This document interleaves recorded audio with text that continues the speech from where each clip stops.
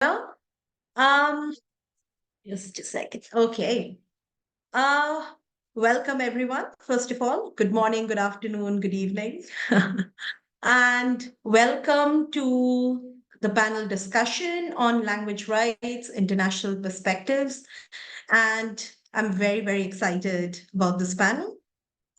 This is as a part of the Global Language Advocacy Day 24. And yeah, it's a very exciting panel here. So the way we'll go forward with it is I will introduce the panelists here and the topic that they will speak about, and they'll give a 5-minute presentation on that particular topic. And after that, we open the house for questions.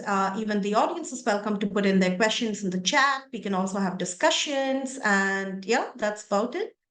But before that, I would like to give a brief introduction to myself about me.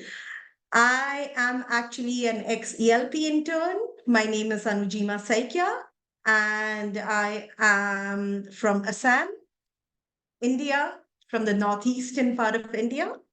I finished my PhD in linguistics from Jawaharlal Nehru University, New Delhi. And my work was basically on two languages, Cyprium and Chilo-Milo, spoken in a cluster of 7 villages in the southern part of Assam. And I largely work with Trans-Himalayan languages. And currently, I am the co-chair of sorry, there's someone here. Yeah, and currently I'm the co-chair for the coalition, the Global Coalition for Language Rights. And yeah, I'm pretty excited to be moderating this panel today. And without ado, I will quickly introduce our first speaker. Our first speaker is Cllare. And Cllare is a Romance Lothringian language activist who is launching a revitalization project for her language. She is a student of linguistics, and her main areas of interest is the phonological dialectology of Gallo-Romance and the social linguistics of marginalized languages. She is the creator of a supradialectal orthography for her language and is launching a campaign for language equality. At ELP, a large part of her work has been focused on language standardization, which she views as fundamentally opposed to language rights. This is so interesting. And her presentation, her 5-minute presentation, would actually be on the dynamics of language rights imbalance, the example of Lothringia. So I would like to welcome Cllare to go ahead with the presentation. So, hi. So I'm going to share my screen.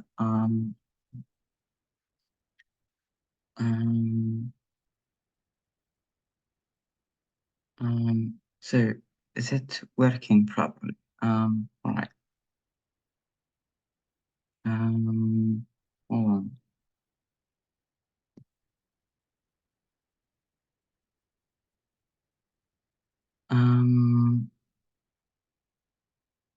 So can you all see my slideshow? Yes.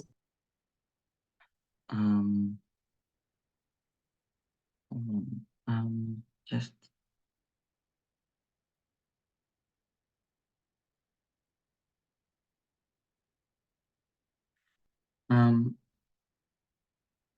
so is it in full screen for you right now? Mm-hmm. All right. Yes. So basically, France has a problem with language rights. That's quite a well-known fact and not a very recent one. My language is relatively tolerated, but still stigmatized. But what I want to talk about is not really the treatment of my language in particular, but the complex hierarchy of languages that France has created and how it works.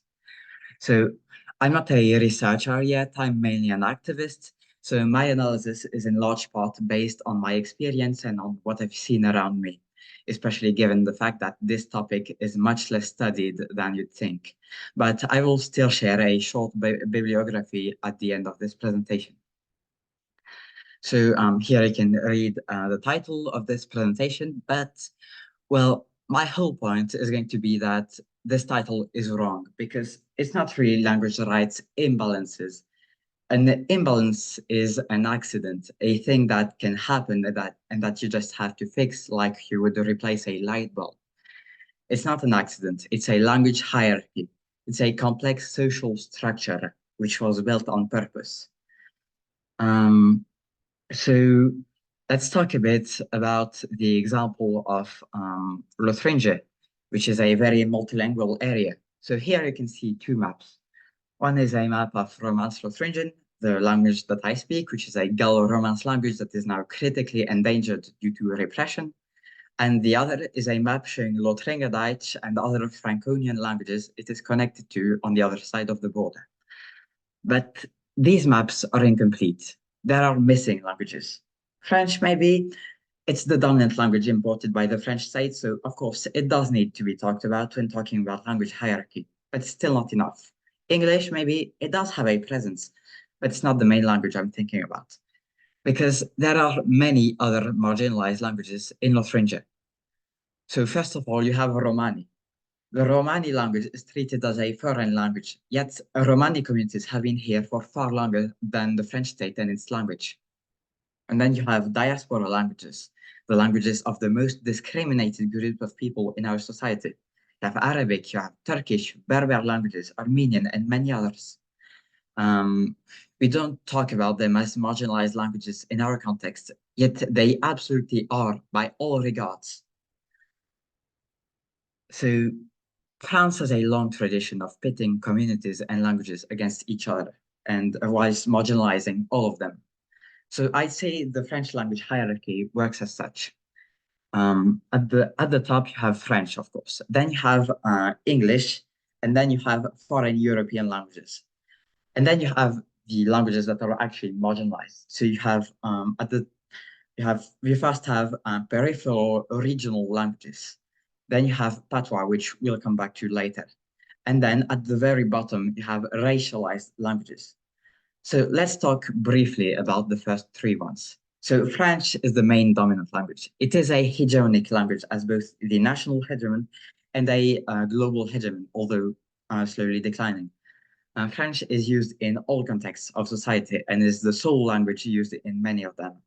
Basically, if you don't speak French, you're stuck.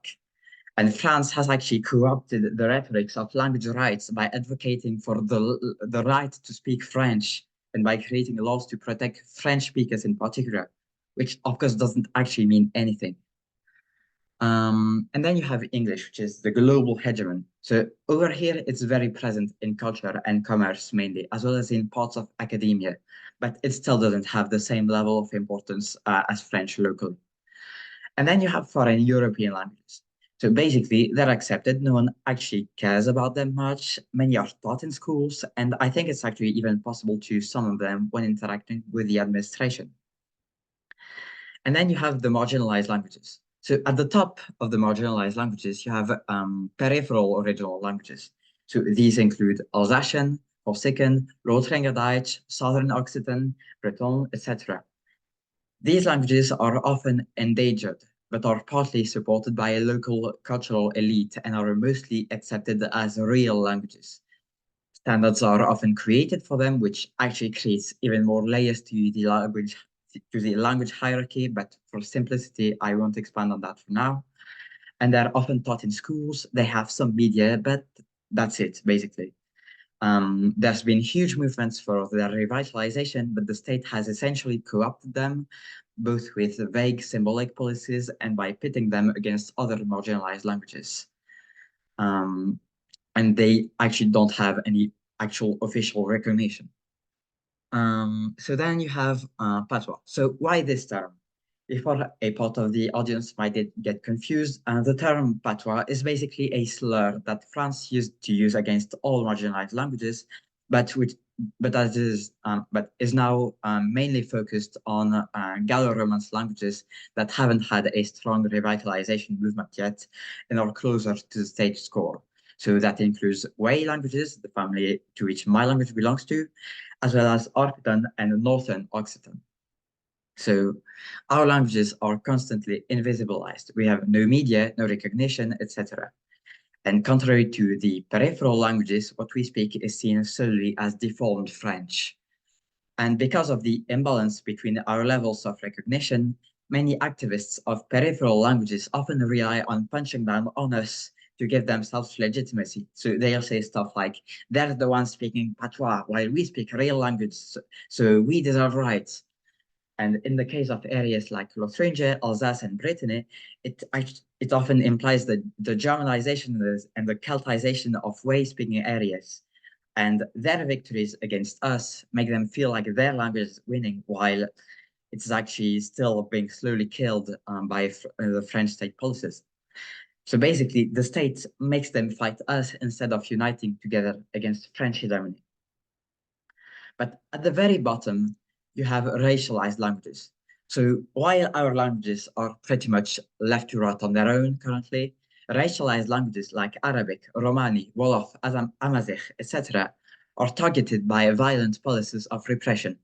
If a child is caught speaking Arabic at school, they will be accused of being a terrorist and they will be brought before a disciplinary board.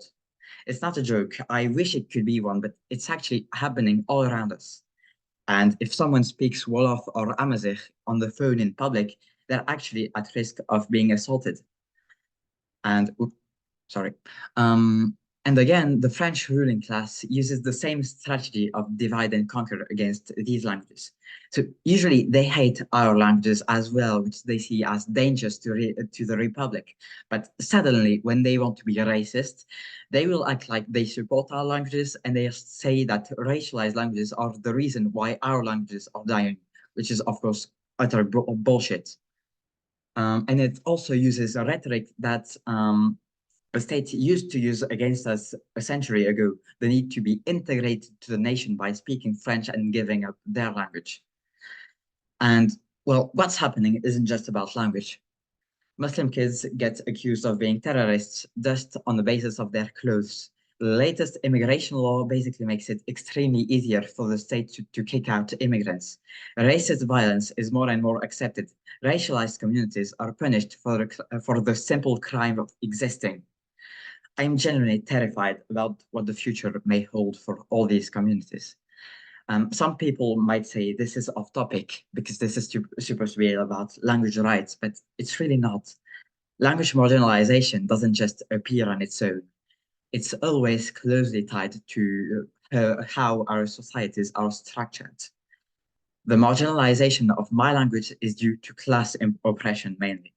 And you guessed it, the marginalization of racialized languages is due to both class oppression and racism. You can't actually have language equality if Muslim kids are still accused of being terrorists because of their clothes, or if the immigration law stays in place. So thanks for listening. So also a bit of self-promotion. So I've recently launched with it a small association for my language with a few other people. So we've recently done a conference/discussion on language rights and the history of the Lothringian language. And we're starting to launch projects to revitalize our language in our city mainly.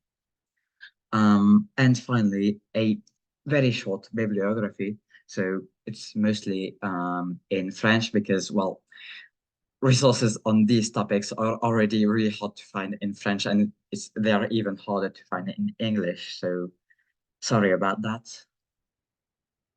And well, I'm done. It's a lot, yeah. Actually, please don't apologize for it. I think this is really great. We loved the shameless presentation, the advertisement that you did by the end of it. It is really required. Thanks a lot for bringing that to our notice. It's not shameless at all. And yeah, even in within the coalition, we've been trying to translate a lot of the documents just to make it available in a lot of languages. Like, the hegemony of English that has happened, that has come about, especially within the colonized world, right? That is something we are constantly trying to get away with. So thank you so much. And I have a bunch of questions, but I'll leave that for the end. But now we go on to our second speaker, Johnson Akao.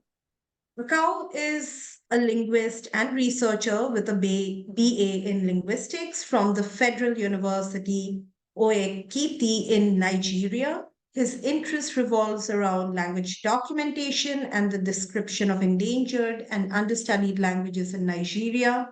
He's particularly interested in the Tunzu language, an endangered East Kainji language in North Central Nigeria. He's currently an intern at ELP. He coordinates ELP's translation and also enjoys working on language revitalization efforts. And today, he will speak about language rights, the Nigerian context. Go for it, Johnson. Okay. Hi everyone. Good morning, good afternoon, good evening, good evening. So it's nice to be in a special meeting like this. So I'll be talking on language rights, the Nigeria context. So I'll proceed to share my screen. Yeah.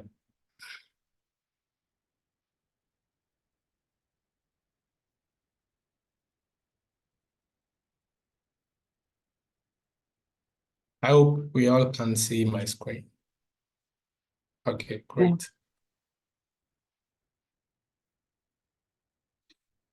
Yeah, so language rights, the Nigeria context. So before anything, I would like to give a brief introduction. To just take another direction to give a brief description of what language right is. So language right is the human and civil rights of individual or group of people to choose their language or language communication without any form of restriction. So it is a privilege given to group of speakers to use any language of their choice for communication. So language rights evolves from general human rights. It's just like a subsidiary of the freedom of expression and the right not to be discriminated against. So yeah, the right not to be discriminated about the language, you speak, about what you practice and the likes. So language right is what protects an individual's or community's ability to express themselves and pass on their culture to the future generation.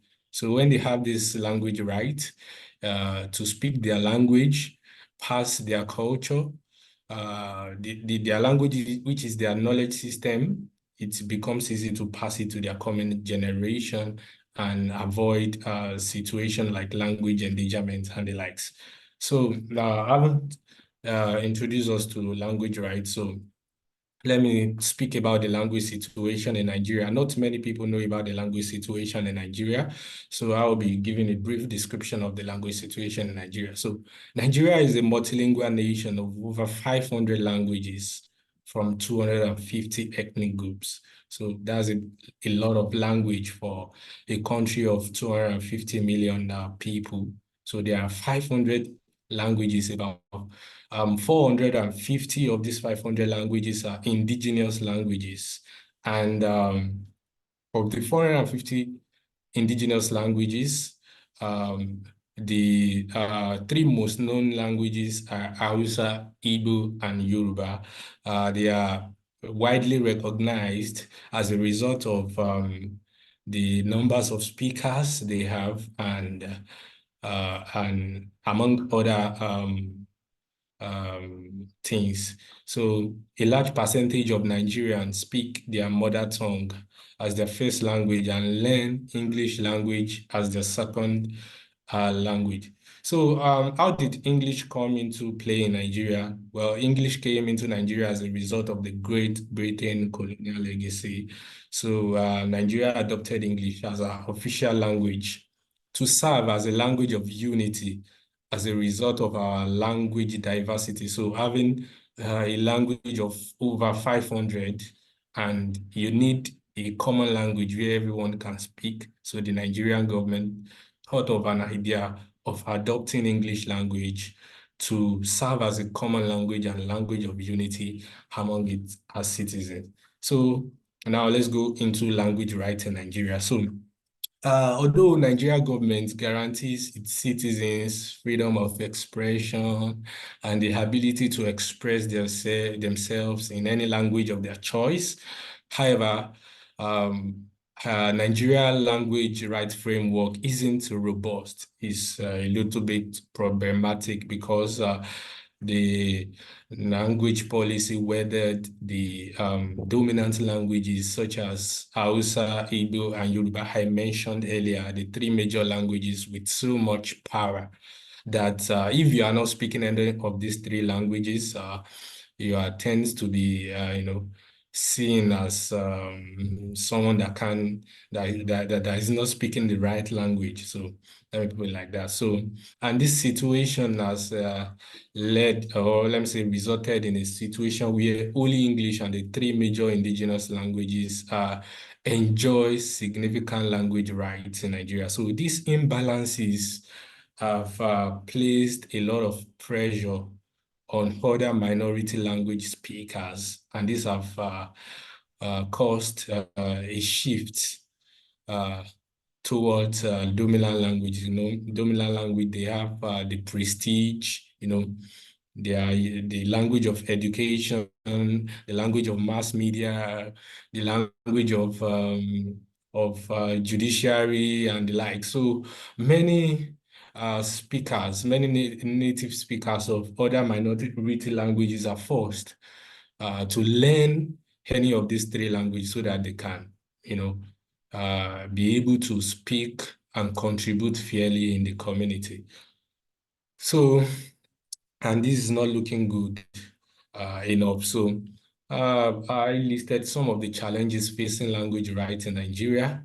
And number one, the linguistics richness that we are seeing in Nigeria is not celebrated enough because English language holds a prestige position.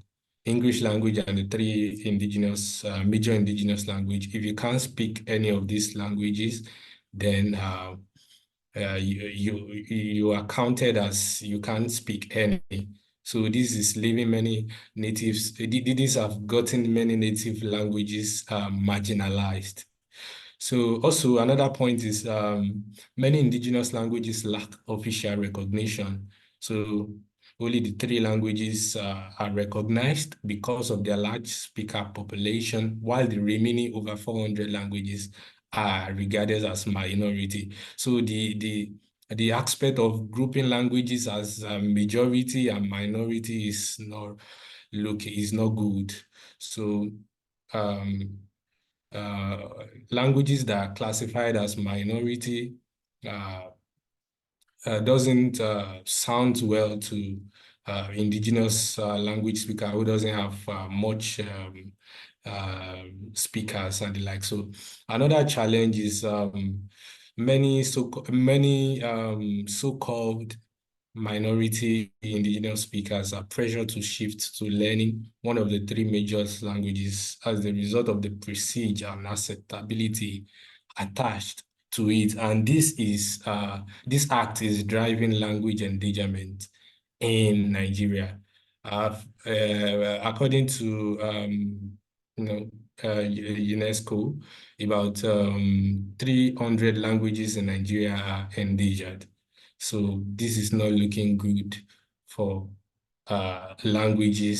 minority languages in Nigeria. So also these challenges in education, pre-primary school and primary school education are taught in English and the dominant regional languages, even when many of these students do not speak this language, so they don't care. They just have to teach them using English and the dominant languages. So another challenge is as a result of all this, native speakers begin to develop a negative attitude towards their native languages. And then there is a lack of awareness among these native speakers about their language. They don't really know what their language is. They don't know their knowledge system. It involves their culture. It deals with their ways of life, their day-to-day thinking and the like. So they lack the awareness, and that's why most of the time they feel pressured or marginalized and want to shift to the dominant language. So also, Nigeria's lack of language policy has continued to foster inequality among these languages. So looking at these challenges, I looked at a way we can work towards a language inclusive Nigeria. So I recognize some things the Nigerian government can do to foster language rights and language inclusivity in Nigeria. So number one, I concluded that Nigeria government must set up a language policy which recognizes minority languages, irrespective of the number of speakers they have, and also supports multilingual education at primary, pre-primary, and primary school education. So students who are native speakers should not be forced to learn using a particular language. They must have a freedom of choice to pick the language they want to, learn with and the like. So provision must be made for them. So also, indigenous language awareness must be prioritized by linguists and language workers in Nigeria.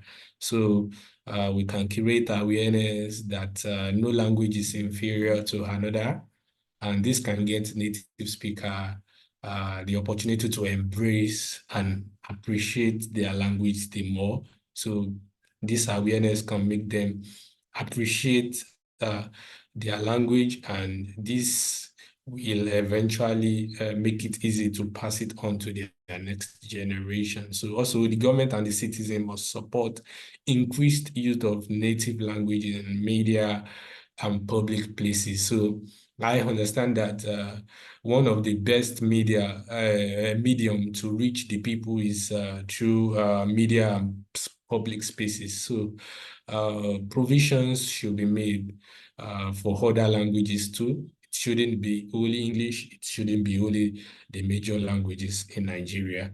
So this is a final note. So to the Nigerian government and Nigerians, we all have a role to play in ensuring that every language is heard in Nigeria. All indigenous language speakers must have the right to communicate in their languages. Nigeria must embrace our multilingual heritage. So it's something that other country doesn't have. Having over 500 languages, it's not common. So we must embrace this multilingual heritage and work towards a future where everyone's language, irrespective of the number of speakers, irrespective of the location, irrespective of the of any factor, has equal value. So with our language diversity, we can use it to foster unity, and we can use it to foster unity if different languages are given equal opportunities and importance. So thank you all. Thank you so much. That's the end of my little presentation.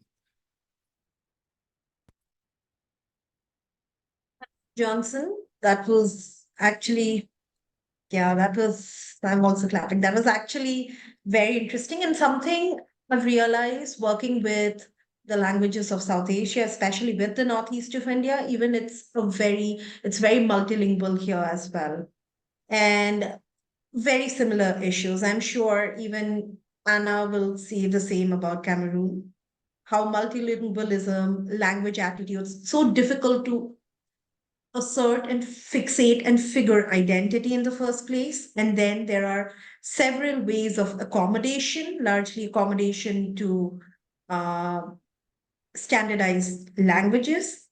And yeah, I think this is a very interesting area to look at. Of course, I have questions, which I'll keep for the end of the session. And great presentation, Johnson. Thanks a lot. Yeah. Thank you. Thank you. Yeah. So our next presenter is Joe Simpson. Joe is a final year PhD student in the School of Irish, Celtic Studies and Folklore at University College Dublin. He specializes in the historical and social linguistics of the Celtic languages.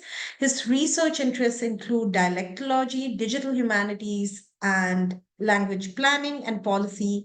And he has been working with ELP to create the prototype of a digital map of Irish dialects. So today, Joe will speak about Irish in Northern Ireland and if rights are enough. Yeah, Joe, go for it.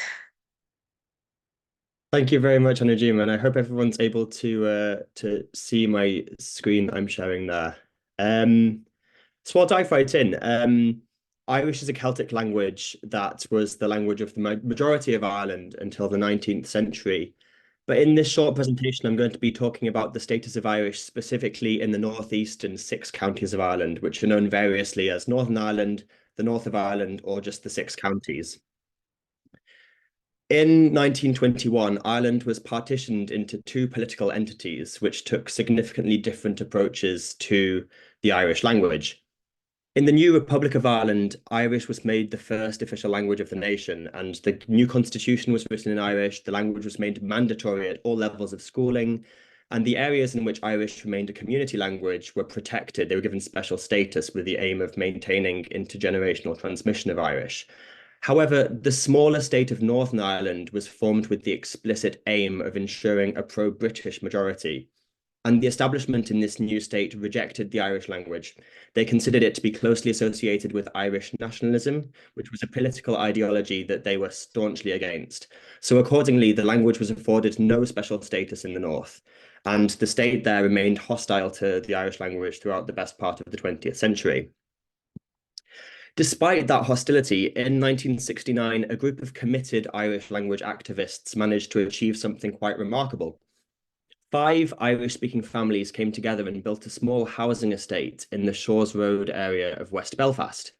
They founded a nursery and a primary school and eventually a secondary school, and all of it was taught through the medium of Irish.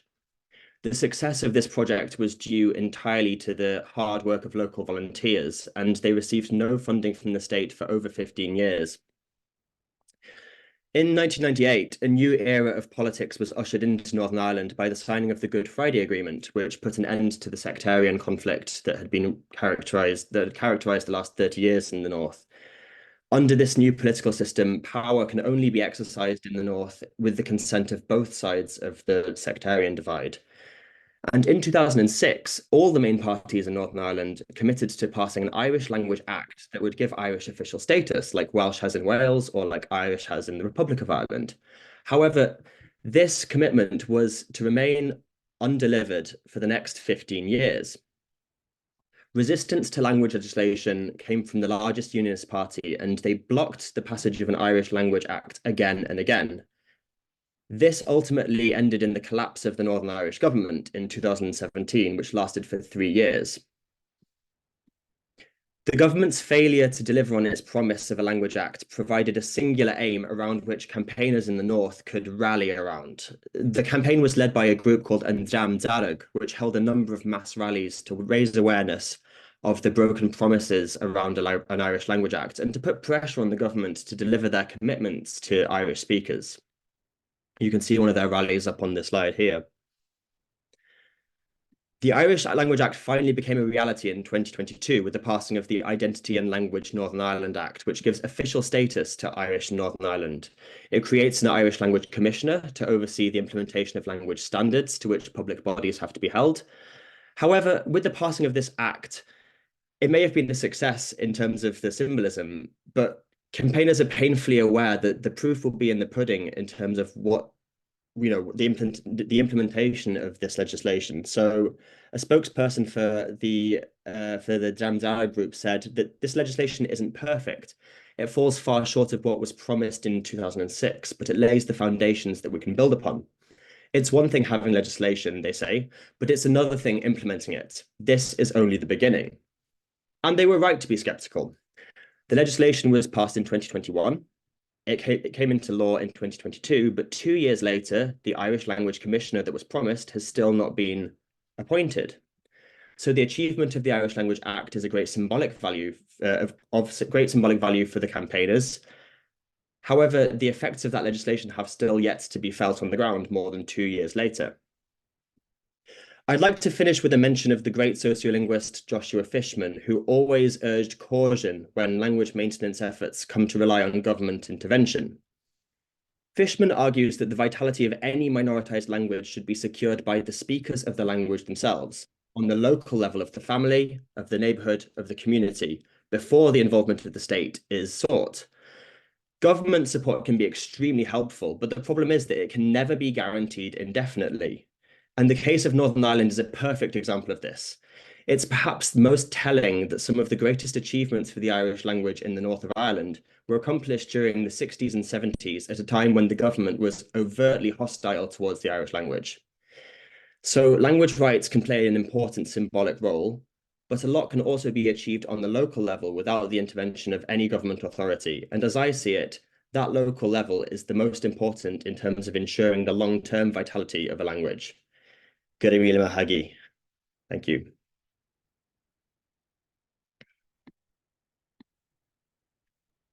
Thank you, Joe. That was actually very interesting, and I completely agree with you. I think, and more and more, this is a conversation we are trying to bring about in academia as well, as to how can a linguistic community be empowered or to carry forward their language, right? At the end of the day, it's the outsider versus the insider, right? It's within the insider where languages survive and they continue to be spoken, right? And I completely agree with your point there that at the end of the day, it is in the speech community that a language can be maintained. Yeah, absolutely. I completely agree on that. And again, questions kept for the end. And now I will quickly move on to our last speaker for today. We have Nicaela here. Nicaela is a Qhichwa illustrator and linguist, graduate in applied linguistics, San Simon University, Bolivia. She works in the field of intercultural communication. At ELP, she has been creating a guide on the importance of illustrations in indigenous language materials. He is the co-founder of the project Atu Yachayik. I hope I pronounced that correct. Please pardon me if I didn't. Which creates Qhichwa, didactic, and literary material freely available on the internet. And today, Nicaela will talk about linguistic rights in Bolivia, theory versus reality.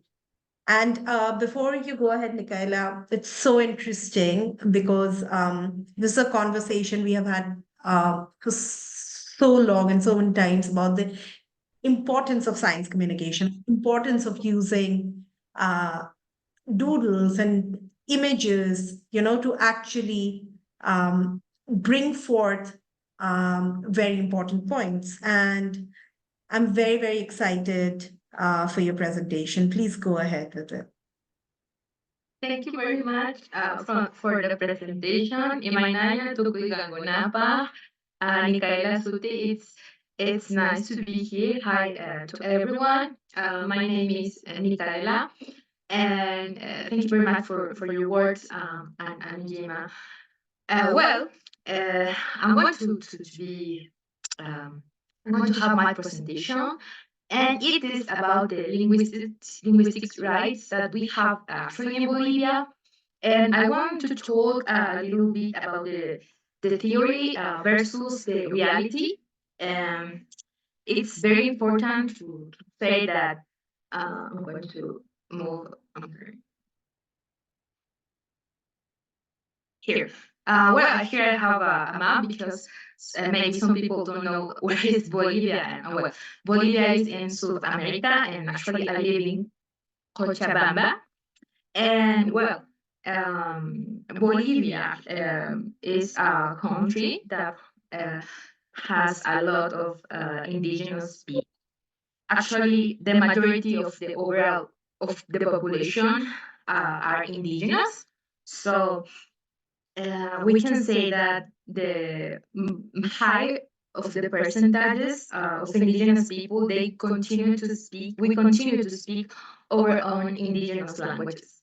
So it's very important to say that. So right now, Bolivia have created less than 10 years, 10 or 20 years ago, we have some new laws, and actually we have a new constitution, and not very new, but I would say new because the law or constitution was just shared, adopted in less of 20 years ago. So it is important to say that, for example, in Bolivia, the results that we have, because it's true, we can say that now Bolivia have made important advances in recognizing indigenous rights in general. These rights are just the results of mobilizations that indigenous people have made here in our country. And obviously, this also was possible because we have a very marked election of a president called Evo Morales. And this Evo Morales was the first indigenous president that we have in Bolivia, and he was the first president that talks about the rights of indigenous people. In this sense, for example, we have the political constitution of the plurinational state that was adopted in 2009, created in the government of Evo Morales. And this constitution says that Bolivia has trilingualism as its language policy. And actually, the first article declares cultural and linguistic pluralism to form the background of the country. And in this constitution, we have more of 10 laws and articles that delegates tasks like language revitalization, preservation, development, learning, and broadcasting to the universities. And also, for example, we have the article 234 that demands that the public sector is obligated to be bilingual in the workplace. But when we talk about bilingual, we say that the people who work in the government, they must talk Spanish and yes, an indigenous language of Bolivia. So that's the only way you can work in the government. It's like if you want to work in the government, you have to be bilingual in that sense. Then we have also the Educational Law Avelino Signani Elizardo Perez. This is known as the Law 70. And it's very important, this law, because here we talk about the inclusion of indigenous language in our education. So this law declares an intercultural, and plurilingual education So it sounds very well, doesn't it? Isn't it? Actually, when some people talks about the diversity of linguistics in Bolivia, the people always says that Bolivia has a very, very good advance, and it's true. For example, here we have that it's also obligatory to learn an indigenous language in every school. So it's yes, it's a yes or yes also.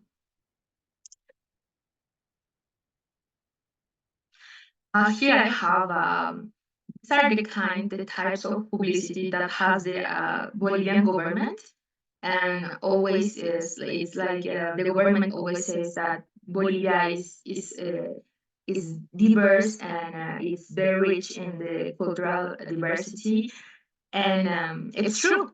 It's true we are diverse, but and we have laws that can help to make the diversity possible in our country. But the thing is that, let me pass. Okay. So imagine we have these laws, these articles, these linguistics rights, and it's incredible. Who I said before, many linguistics of around the world always use Bolivia as an example, as a good example, and it's true when we talk about the theory, but in reality we have some still sadly some problems. For example, there are no didactics specialized in Bolivian indigenous language. That means that actually we use methods from other continents, especially American or European, to learn indigenous language of Bolivia. Then there are many books to learn indigenous languages, but these books are to learn the language. But it's different. There are no magazines or literature in indigenous languages. Since there are no written or audiovisual materials, most people do not know about the existence of alphabets. It means that actually there are still people that don't know how to write or read in their indigenous languages. And I want to say that there is a preference for some indigenous languages over others. In Bolivia, we have 36 indigenous languages, and these are officially recognized by the government. And then we have also the Spanish, that is one language more. And we can say that in Bolivia we have 37 languages, and from these ones, 36 are indigenous language and just one is the Spanish. So I want to say that yes, there is a preference for some indigenous languages over others, but this is due to the political party of the Bolivian government. For example, now we have a preference on Quechua and Aymara, and it's true that the majority of the people speak these languages, but that's all. There is no the people don't used to talk about the rest of the language, because I think that visibilize the existence of the rest of the languages is always very helpful. Then there are political parties that use the indigenous people and their languages as part of their publicity and marketing. So that means that there are many political interests. And well, to finish, there are still daily discrimination practices against the speaker of indigenous languages that sadly cannot be changed just by passing laws or modifying the discourse. So yes, we have a good advance talking about the rights of indigenous people and specifically talking about the linguistic rights, but the reality is it's just a little bit of what I just said. Thank you. Maybe we can we can talk about it more later. Yeah, thanks a lot, Nicaela. That was a lovely presentation. And I think we can go ahead and we still have time for some questions for sure. I do have one question that comes about many a times, especially when I talk about language rights to people. And this is a question which I would like to open up for anyone who wants to answer.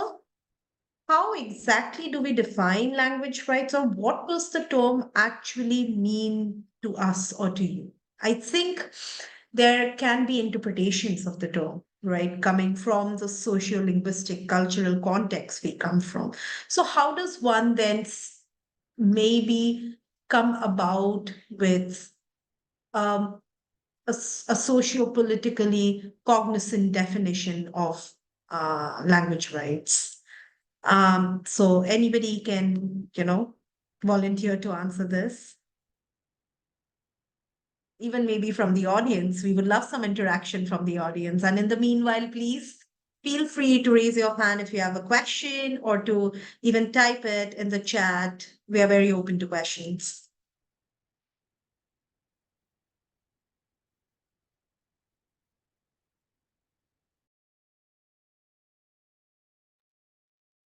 Maybe I'll jump in there with one potential answer, Anujeema. I think it's really interesting question, and I think that there's a lot of different answers. But for the purposes of coming up with a talk, I decided to focus specifically on a statutory understanding of rights. So the idea of, and I think that's actually partly what we've all sort of spoken about in each of our presentations, just thinking about Nicaela's presentation there about the constitutional rights afforded by the Bolivian constitution. It's a very tangible way of understanding rights, isn't it? To think about a piece of paper that's been signed by some, authority that lords over us, and to think, yes, we've passed a law and now we have rights. Isn't that great? But actually, rights exist in the negotiation of the legislative framework and the implementation of that same framework. A right, I've always thought this, that a right isn't worth the paper it's written on unless it actually provides people with the right that it claims to. So it's one thing to say that you have a language right, and it's completely another thing for that to actually be held up. And I think even so, the contexts that I'm most familiar with, the Celtic languages, on paper, a lot of these languages have very strong statutory frameworks supporting them, but these often fall short when a speaker is actually confronted with, a desire to exercise these rights. I don't know if anyone's familiar with the Irish context, but you would struggle to have your rights upheld, your rights as an Irish language speaker, if you were trying to interact with the state in every way that you're supposed to be able to. And part of that is just simply a demographic issue, that there aren't enough speakers and there isn't enough education. It just isn't high enough as a priority for the state. I'll stop there to give other people a chance to speak.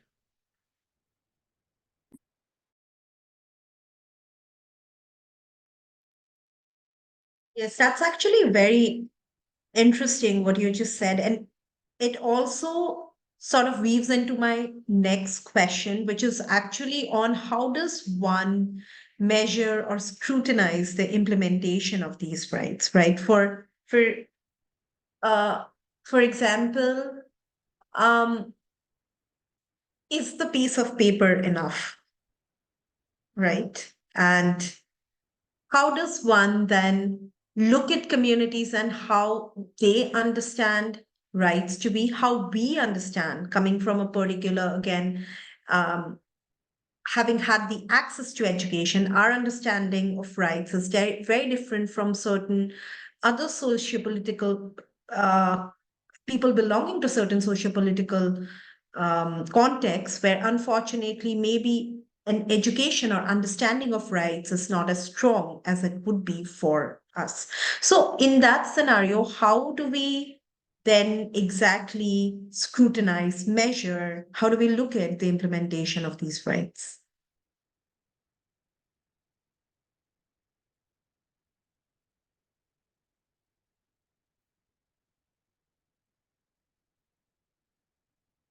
Anyone who would volunteer or to talk about their language scenario or a community they are associated with? Okay, I think we have someone. Please feel free. Hi, everyone.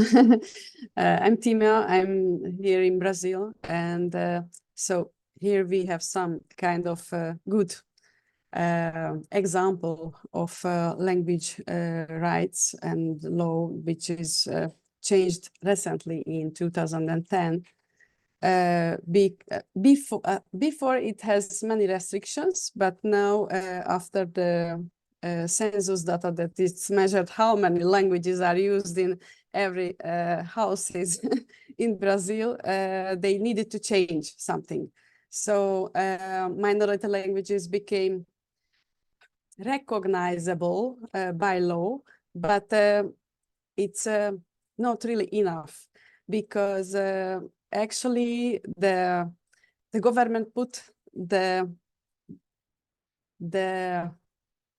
application to the hands of the minority, which need to have money to pay everything to the social linguistic research team that needs to be 5 or more members, and also to do this research before the recognition procedure. So it's not so easy. And only after this recognition procedure, the minority language can have the right to put the language at the school and the media and whatever. So sometimes it's hard, and I guess it needs to have a social, I don't know how to say it, to work together.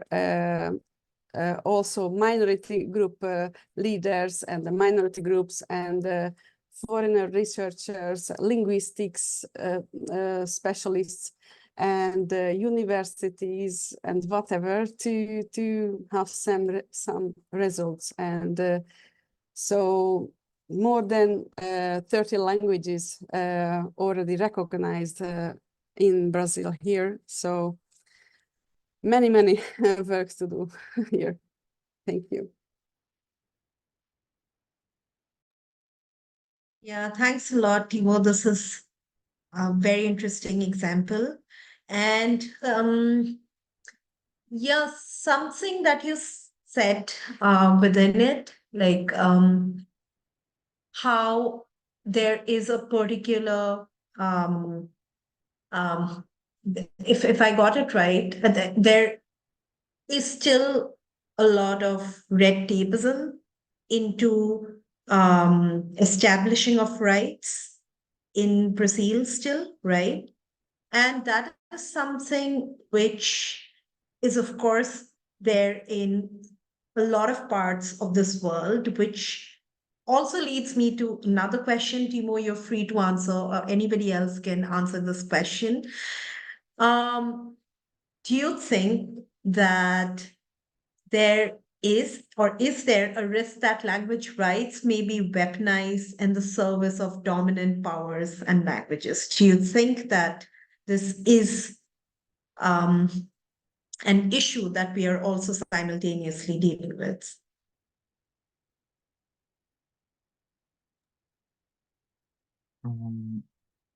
First, I'd like to talk a bit about what was said previously, because all these things that are mentioned are actually part of the reasons why I personally don't really use the expression language rights a lot of the time. Because, well, the concept of rights can be quite vague a lot of the time. So, like, what is a right? Is it a piece of paper? Is it defined on how it's applied, etc.? And I think something that's much clearer is to talk about full language equality, which is what we advocate for in the association I'm part of. Because like equality is a much clearer term, because it means like that all languages deserve to be to have the same weight, to be used in all contexts, with can have absolutely equal opportunities, etc. Like, while rights rights don't even necessarily mean equal rights. Like, you can grant some rights to a language, but that doesn't necessarily mean granting them full equality. So I think talking about language equality is much clearer. And about your question, well, yeah, I do think that dominant languages can absolutely try to corrupt the rhetorics of language rights. I mean, it's already being done in some areas. France has been doing it for a few years now. Like I talked about with the idea of the right to speak French, the idea of protecting French speakers, etc. Like there has been um, the, numerous laws for decades and decades that are about protecting French from mainly foreign languages like English, but these laws actually also have repercussions on marginalized languages because well, they aren't included in these laws, and so it furthers our marginalization more and more. So it absolutely happens a lot of the time, and that's also part of the reasons why I prefer talking about language equality because like you can't say language equality for me and not for you. That doesn't really work. Language equality is meant to be for everyone. So I think that's much clearer and it enables us to avoid co-optation by dominant languages and by imperialist powers.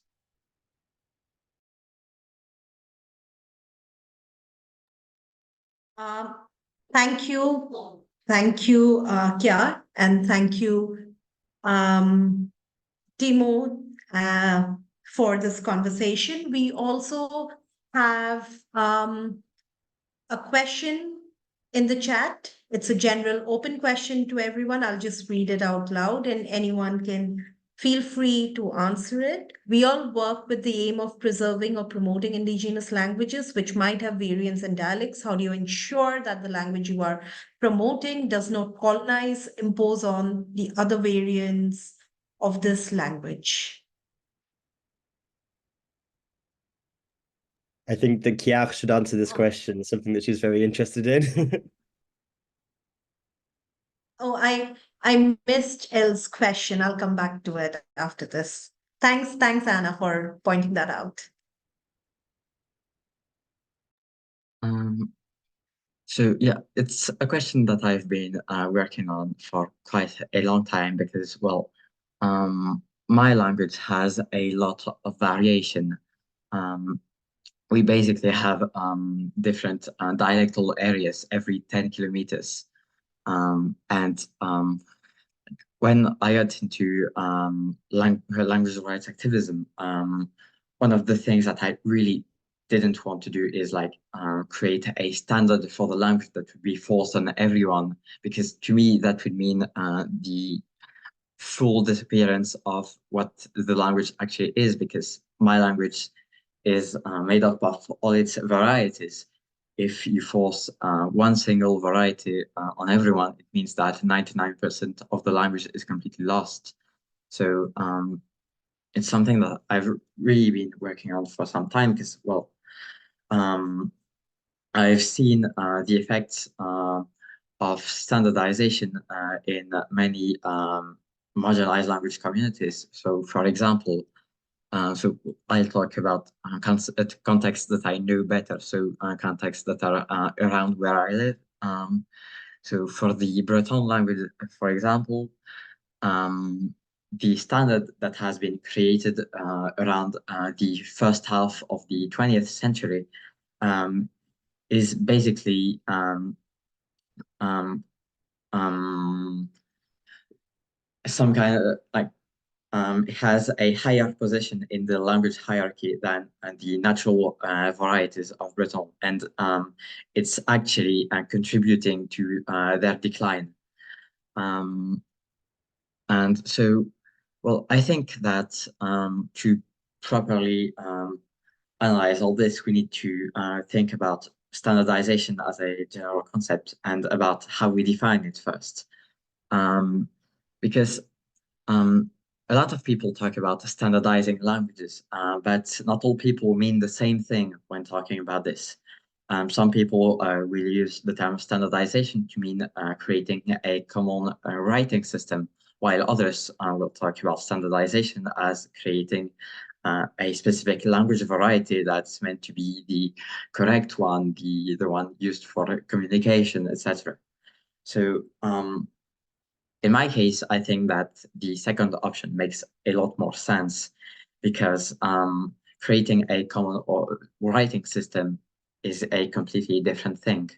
So I define standardization as the creation, the imposition of a specific variety that has more prestige and more social power than the other varieties of a certain language, or even just all the other language varieties spoken on a given political territory.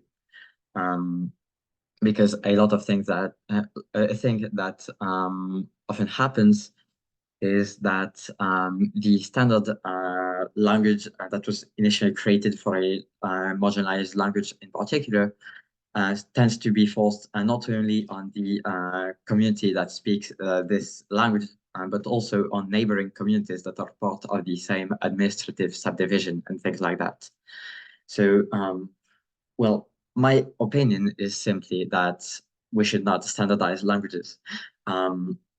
I believe that standardization always creates a language sub-hierarchy. I think that it cannot be separated from language oppression as a whole. Like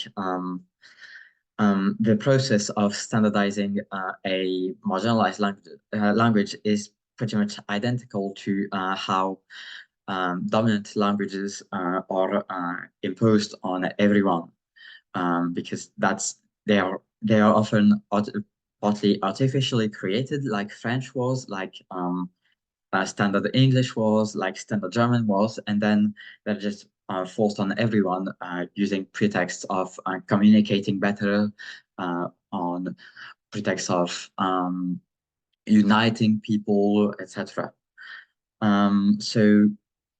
So I think that allowing standardization for our languages is one of the biggest mistakes we can make while trying to revitalize our languages. And so we need to find alternative strategies that enable communication while also not actually creating a hierarchy between different varieties. And so first of all, since standardization often relies on a specific orthography that is based on a single variety, a tool that can be very useful, in my opinion, is building supradialectal orthographies. So contrary to like standard orthographies for standardized languages, a supradialectal orthography isn't just built on one variety in particular and then forced on everyone.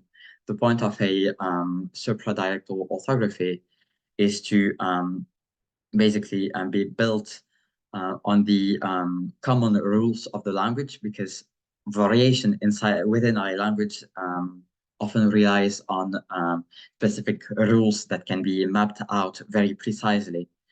And so if you create an orthography based on these rules instead of basing it on the specific sounds of a specific variety, you can create an orthography that can easily fit all varieties of the language. And so like, it means that basically everyone will write in a very similar way, but everyone will pronounce what they write and read in their own dialect without any difficulties.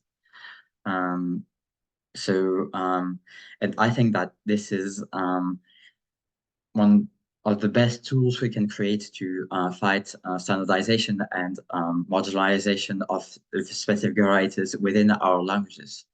And in general, what we need to do isn't to replicate what is done for dominant languages. Like, for example, the modern way of teaching languages in schools is built on language standardization. It's built on the idea that there's on one side the teacher that knows how to speak the language properly, and then the learners who know nothing just need to receive the knowledge of the teacher. Such a model can only work to teach a standardized languages, and even then, it doesn't really work that well all the time. So we need to create other pedagogical alternatives to enable the members of the community to reclaim their own local variety of the language instead of just having to speak the variety of the teacher in particular. And I believe that supradialectal orthographies and just teaching some basics of linguistics and dialectology can help a lot with that. Thank you. Thank you, Kiar. Some very insightful points there. Thanks a lot. I would quickly go on to Ali and Jacques. They have their hands raised. And if we still have some time, I will come back to Elle's question. So, Jacques, I feel you've already written your question. Is that true? Or do you have something to add to that?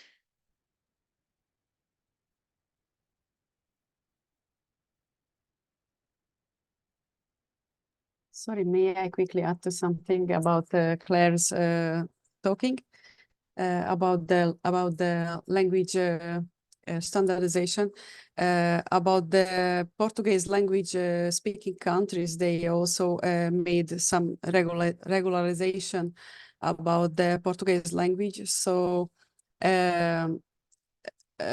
all of the countries send it to some linguists about this group, to this group, and talking about how the standardization of the writing system would be changed to have some more international recognition of the Portuguese language. So they also made these changes, and it was not easy to many countries, especially to Brazil, which needed to change a little bit more our Brazilian Portuguese language writing system than the others. But we can also speak our language dialect, and we use our language dialect as any other Portuguese countries, their own. But it's not so easy to have some changes at the grammar and then so on. So yeah, it can be it is possible to do it and have more recognition internationally to one language which has many dialects.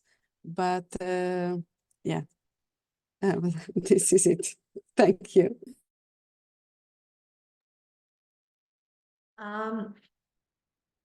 Yeah, I think I agree, Timo.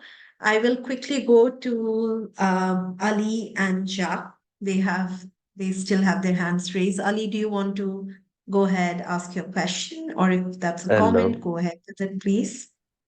Hello. So it's not really a question. It was more to share the case of my language in this subject of standardization. And yes, so I'm Ali. So I'm a speaker of Kurdish, of Kurmanji Kurdish. And the thing is that my family, my community speak a sub-dialect of Kurdish, like not even a dialect, a sub-dialect, like a variation. But it's also a pretty common variation. Like I think we were like today, I think we're 100,000 people speaking this variation. And just to share our story, like it's really sad, like what happened to us because of standardization. Because when the language was first, how can I say?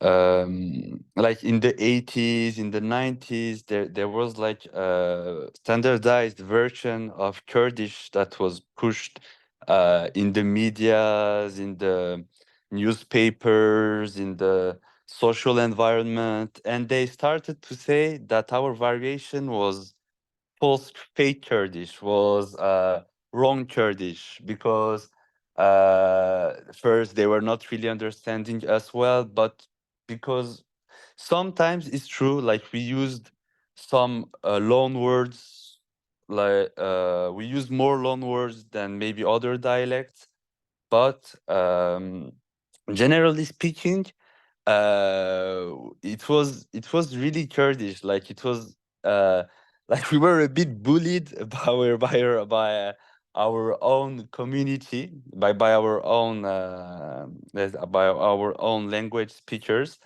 and so it really became like really encrusted in the mind of my family, for example.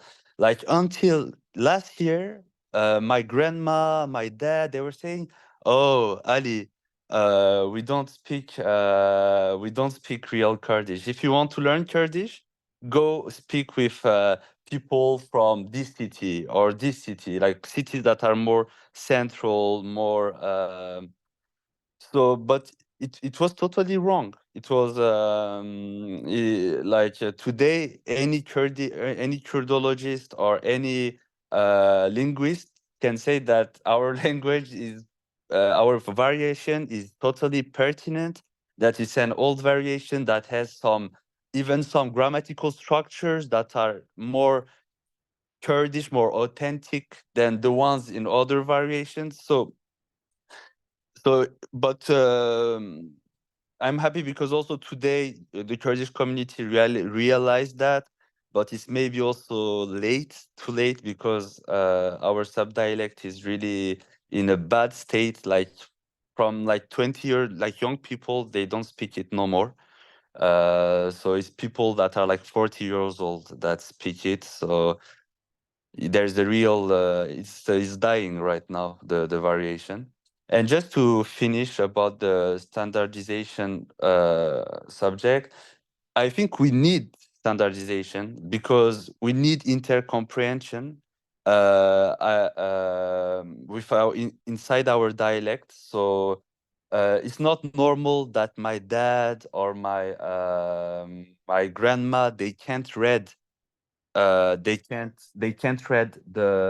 I can say like a book in our own dialect, because they don't they've not learned how can I say why. It's not because it's a foreign language, it's just because they've not learned the alphabet, and also they're not used to the sound, the other, because there's some variation in the sounds, like 2-3 sounds that changes with between these subdialects. So just because of minor things, that a lack of education, a lack of medias, they couldn't really.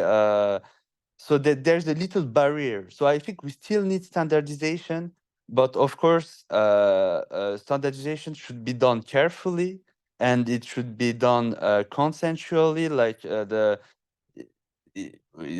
people should be careful to not do what the Kurdish, the Kurmanji speakers have done, like because it really did a lot of damage to my variation, and today they regret it.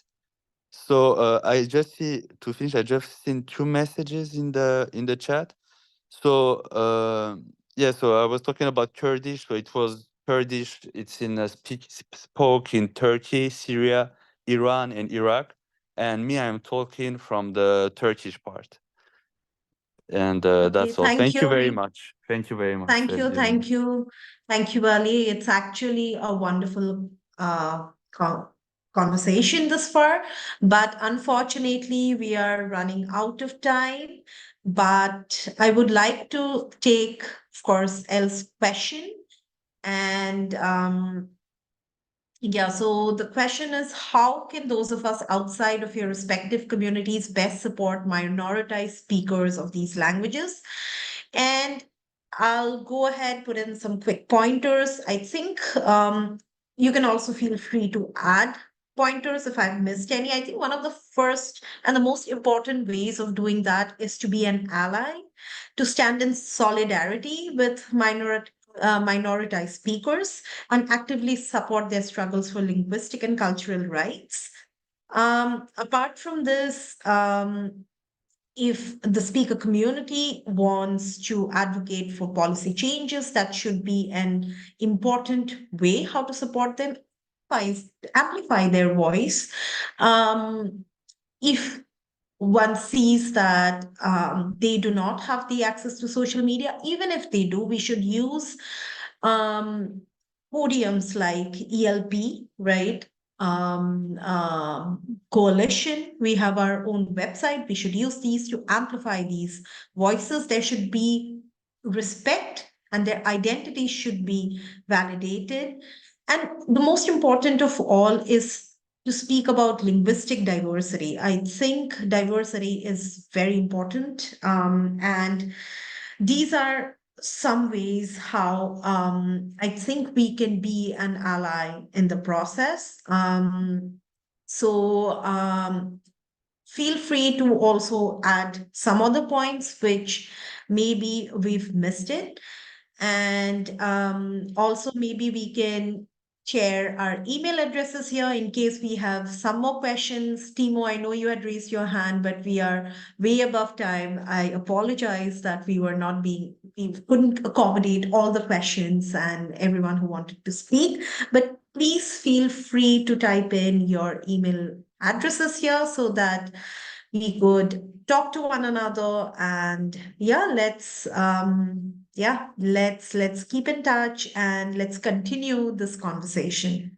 And it was an excellent panel today. Thanks a lot, everyone, for joining in. Thank you, ELP, for doing this. Thanks to all the panelists here, all the speakers. I learned a lot today. And thanks all for participating. I'll also put in quickly my email here in case anyone wants to get in touch. And yeah, thanks a lot and good night. Anna, Amanda, do you have any closing points? I just want to reiterate the thanks to our fantastic panelists, wonderful talks. I think we all learned a lot. And thank you to everyone in the audience for being here and sharing your thoughts and experiences. It was wonderful to learn from you all as well. We hope you'll stay in touch. Please get in touch with any of the panelists or with ELP in general. And we will post the recording of this panel on YouTube shortly. So looking forward to seeing you all at the next event and wishing everyone lots and lots of success in their language work. Thanks a lot, everyone, for joining in. Okay. Thank you. Bye.